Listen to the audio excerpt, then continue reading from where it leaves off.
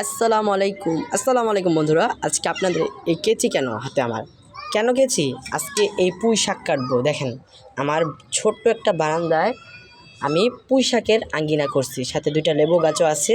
তো দেখি কাটি, আপনার সাথেই থাকুন। এই যে এই ডাল থেকে কেটে দিব, এই যে এটা বের করতে হবে সেট দিয়ে, যে ডাল থেকে কেটে দিব একবারে। নিচে পড়ে গেছে, দেখছো নিচে পড়ে গেছে। আপনাকে ভিডিও করতে যায় সমস্যা নাই, এটাকে এইভাবে ধরবো। এই যে টাকাটা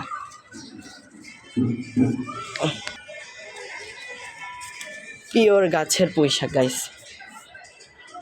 বারান্দার গাছে। এই যে আপনারাও চাইলে এরকম বারান্দার একটু ছোট সাইডে গাছ টাছ। আর এটা আমার মা ইলিশ মাছ দিয়ে রান্না করবে, ওই যে ইলিশ মাছ।